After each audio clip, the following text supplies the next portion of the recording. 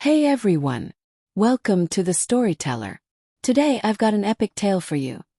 Alien Coffee and Elon Musk. The secret diner near Area 51. Ready to dive in? The Arizona sun beat down on Harmony Creek like a blacksmith's hammer on an anvil, the heat shimmering off the cracked asphalt of Highway 93. In the heart of this dusty outpost, a beacon of retro charm stood firm, the Cosmic Kettle. Its neon sign, a swirling galaxy around a steaming coffee cup, flickered with a nostalgic hum, a sound as familiar to the town as the drone of cicadas in the summer heat. Inside, the air conditioning fought a valiant but losing battle against the desert inferno, circulating a slightly stale but comforting aroma of frying bacon, blueberry pie, and most importantly, the diner's legendary coffee. Ruby Mae, a woman whose spirit was as fiery as the red streaks in her sun-kissed hair, surveyed her domain. At 48, she'd seen her fair share of tumbleweeds and tourists drift through the Cosmic Kettle's doors. Her no-nonsense demeanor, honed by years of slinging hash and fixing stubborn machinery, was as much a part of the diner's appeal as her uncanny knack for knowing a customer's deepest pie craving. Today, she sensed a powerful urge for cherry pie from old Mrs. Henderson in booth 3. And a sudden, inexplicable need for pecan from the trucker nursing a lukewarm iced tea at the counter. It was a gift, this intuitive understanding of people's sweet desires, and Ruby Mae had learned to trust it implicitly. Beyond her culinary clairvoyance, Ruby Mae possessed a grease-stained expertise with anything mechanical. Growing up in Harmony Creek, a place where the nearest repair shop was a good 50 miles away, meant you either learned to fix things yourself or you walked. Ruby Mae had chosen the former, her calloused hands equally adept at flipping pancakes and overhauling a carburetor. But perhaps her most defining trait was her unwavering belief in the possibility of life beyond Earth. This fascination, bordering on obsession, had been lovingly instilled by her grandma Betty, the diner's eccentric founder. Betty had filled Ruby Mae's childhood with tales of shimmering lights in the desert sky and friendly visitors who occasionally stopped by for a slice of apple pie and a chat about the cosmos. The walls of the Cosmic Kettle were a testament to this fascination, plastered with vintage posters of Forbidden Planet, The Day the Earth Stood Still, and blurry, suspiciously Bigfoot-like photographs her grandma had sworn were genuine alien encounters. Lately, however, the cosmic wonder had been overshadowed by a more terrestrial concern: money. The Prickly Pear, a sleek, modern cafe boasting organic kale smoothies and avocado toast, had landed like a spaceship 10 miles down the highway, its trendy vibe and health-conscious menu drawing away a significant chunk of Ruby Mae's clientele. Her revenue had plummeted by a worrying 35%, and the stern-faced Mr. Abernathy from the Harmony Creek Savings and Loan had made it clear. She had 60 days to catch up on her loan payments or face the very real possibility of the Cosmic Kettle becoming just another ghost in the Arizona desert. The thought sent a pang of dread through her. This diner wasn't just a business, it was her family's legacy, a tangible link to her beloved Grandma Betty. Then, on a day hotter than a jalapeno in July, a glint of polished aluminum caught Ruby Mae's eye. A vintage Airstream trailer, looking like a silver bullet against the dusty landscape, pulled into the diner's almost empty parking lot. The door creaked open, and out stepped a man who seemed vaguely familiar, like someone you'd seen on a late-night talk show but couldn't quite place. He wore a slightly rumpled but undeniably expensive-looking black t-shirt and jeans, his brow furrowed in thought as he surveyed the desolate surroundings. It was Elon Musk, though this version was a far cry from the fast-talking, world-changing mogul the world knew. He'd traded boardrooms for backroads, rockets for rest, seeking a self-imposed exile from the relentless demands of his former life. His mission, a digital detox and the perfect cup of coffee. He'd stumbled upon the Cosmic Kettle's legend on a niche internet forum dedicated to quirky roadside attractions. The bell above the diner door jingled a cheerful welcome as Musk stepped inside, the sudden blast of slightly musty air conditioning causing him to exhale a sigh of relief. Ruby Mae, wiping down the already spotless counter, gave him a curt, "Find yourself a booth, hon. What can I get for ya?" Her initial assessment: another lost tourist. Musk, his gaze taking in the eclectic decor, slid into a red vinyl booth by the window. "I've heard whispers," he began, his voice a low murmur, "that your coffee is exceptional." Ruby Mae's lips quirked into a small smile. "Exceptional is like calling the Grand Canyon a big ditch.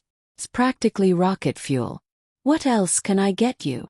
"Just the coffee for now," Musk said, his eyes twinkling with a hint of amusement. Ruby Mae poured him a generous mug, the rich, dark liquid releasing an aroma that hinted at secrets and untold energy. As Musk took his first sip, a slow, appreciative smile spread across his face. His eyes widened slightly. This is something else entirely." He spent the next hour nursing his coffee, engaging Ruby Mae in a surprisingly engaging conversation. He didn't ask about electric vehicles or colonizing Mars. Instead, he was genuinely interested in the diner's history, the strange tales of Harmony Creek that Ruby Mae recounted with a dry wit, and her current struggles to keep the place afloat. Ruby Mae, initially sizing him up as just another city slicker, found herself drawn to his genuine curiosity and surprisingly down-to-earth demeanor. He listened intently as she described the slow bleed of her business to the prickly pear, his brow furrowing in sympathy. "You know," Musk said after his third cup of coffee, his eyes alight with a newfound spark, "I've been looking for a project, something completely different, something grounded. Your diner. It has character, has history, but it needs a boost. Something unique." Before Ruby Mae could fully digest this unexpected observation, the diner's already temperamental fluorescent lights began to flicker with an unnatural intensity, casting long, dancing shadows across the room. The ancient jukebox in the corner, silent for years, suddenly sputtered to life, not with a classic rock and roll tune, but with a cacophony of static and strange ethereal sounds that seemed to hum just beyond the range of human hearing. Outside, a dust devil danced across the empty parking lot, swirling higher and higher, and the few patrons scattered in the booths exchanged uneasy glances. Ruby Mae, a flicker of excitement mixed with a primal unease, recalled her Grandma Betty's stories of similar occurrences preceding. Well, she wasn't entirely sure what, but it usually involved shimmering lights and cryptic messages etched in the desert sand. The following morning, the strangeness escalated.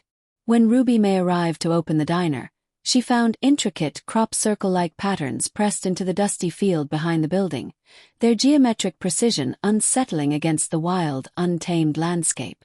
The local news crew, alerted by a curious early riser, descended upon Harmony Creek like vultures on a carcass, their cameras flashing and microphones thrusting at bewildered locals. Meanwhile, a sleek, black sedan, government issue and utterly out of place in Harmony Creek, pulled up outside the Cosmic Kettle. Out stepped a woman whose severe black suit and no-nonsense demeanor screamed authority. Agent Carol Stern of the newly formed Bureau of Terrestrial Anomalies, a top-secret government agency dedicated to debunking UFO claims and maintaining public order, had arrived.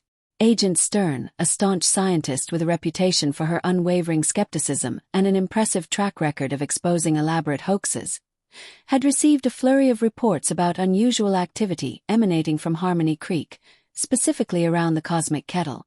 She had a hunch that Mrs. Mae was behind it all, orchestrating a desperate attempt to boost her failing business with a fabricated alien spectacle. That evening, as the desert sun dipped below the horizon, painting the sky in hues of fiery orange and deep violet, the strangeness intensified. Ruby Mae, her curiosity piqued and her financial worries momentarily forgotten, found herself drawn to the old creaky staircase leading down to the diner's rarely used basement. Dale, her loyal, if somewhat eccentric mechanic, a man who believed in everything from Bigfoot to lizard people, trailed nervously behind her, clutching a rusty wrench like a talisman. "You sure about this, Ruby Mae?" he stammered, his voice echoing in the dimly lit stairwell. "Your Grandma Betty always said to leave that stuff alone." Remembering her grandmother's hushed warnings about a special project hidden down below, Ruby Mae pushed open the heavy, warped wooden door at the bottom of the stairs. The basement was a cluttered graveyard of forgotten memories. Stacks of dusty menus from decades past, boxes of faded Christmas decorations, and a collection of Grandma Betty's more outlandish evidence of alien encounters. Blurry photographs, strange rock samples, and handwritten notes filled with cryptic symbols. In the far corner, behind a towering stack of old vinyl records, Ruby Mae noticed a faint, pulsating glow emanating from what appeared to be a crudely concealed compartment.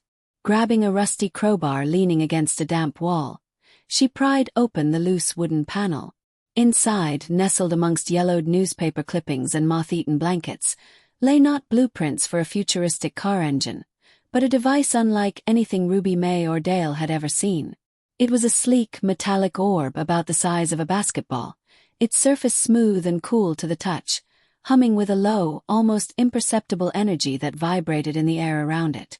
Strange symbols, glowing with a soft, internal light, pulsed across its surface. Just as Ruby Mae reached out to touch the orb, the basement door burst open, flooding the dusty space with harsh fluorescent light. Agent Stern stood silhouetted in the doorway, her face set in a determined frown, her hand resting ominously near the holster of her concealed weapon. "All right, Mrs. Mae," she said, her voice sharp and accusatory. "What in the name of the United States government is going on down here?" Suddenly, the orb in Ruby Mae's hands pulsed brighter, bathing the basement in an ethereal glow. A shimmering three-dimensional image flickered to life above it, resolving into the familiar face of Grandma Betty, looking remarkably well for someone who had supposedly passed away 30 years ago. "Ruby Mae, my dear," her holographic image said with a mischievous wink, her voice echoing through the basement. "It's time you knew the truth. The Cosmic Kettle wasn't just a diner. It was well, let's just say a pit stop for some very special travelers." Grandma Betty's holographic form went on to explain that back in the 1950s, she had indeed made contact with an extraterrestrial civilization. They weren't the stereotypical little green men, but beings of pure energy who communicated through light and vibration. They had shared some of their advanced technology with her, believing humanity needed a gentle, almost subliminal introduction to the wonders of the universe. The Cosmic Kettle, with its unassuming facade and constant flow of travelers, had been a perfect covert testing ground for this technology, subtly integrated into the diner's everyday appliances. The coffee maker, it turned out, used an alien energy source to brew its legendary coffee, and even the old jukebox emitted low-frequency sonic waves that subtly influenced people's moods.